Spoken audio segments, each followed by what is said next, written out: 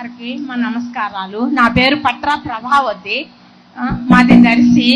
మేము ప్రతి నెల ఉదయాన్నే వాలంటీర్లు వచ్చి తలుపు తట్టి 3000 పెన్షన్ మా చేతులలో పెట్టిపోతుంది.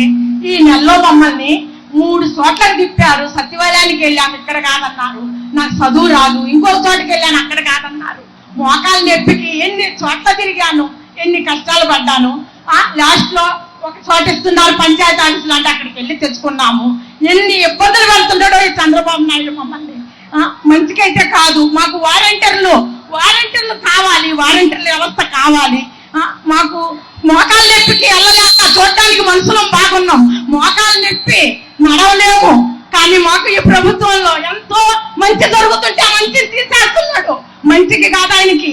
ఆయన మట్టి కొట్టుకొని పోతాడా చంద్రబాబు నాయుడు. ఆయన బతకడు ఎక్కువ రోజులు కూడా. మామ పోయినట్టే ఆయన పోతాడు. మాకైతే వాలంటీర్లు కావాలి మాకు. మాకు శివప్రసాద్ రెడ్డి గారికి మేము వాళ్ళు బుచ్చాపల్లి వెంకయ్యమ్మ గారు శివప్రసాద్ రెడ్డి గడప గడపకి ఎట్లా తిరిగారంటే వాళ్ళు వచ్చి మాకు ఎంత ఇళ్లలో మేము వండుకుంటున్నామా లేదా, తింటున్నామా లేదా వాళ్ళు అడిగి కనుక్కున్నారు మమ్మల్ని. మా అమ్మకి ఓటు ఇంటికి మాకు రేషన్ పంపిస్తున్నారు. ఇంటింటికి రేషన్ పంపిస్తున్నారు. గడప గడపకి పథకాలు వస్తున్నాయి. కరోనాలో మాకు జగన్మోహన్ రెడ్డి గారు మాసులతో సహా ఇంటికి గడప గడపకు పంపించారు. రేషన్ ఉన్న ప్రతి ఇంటికి పథకాలు అందినాయి.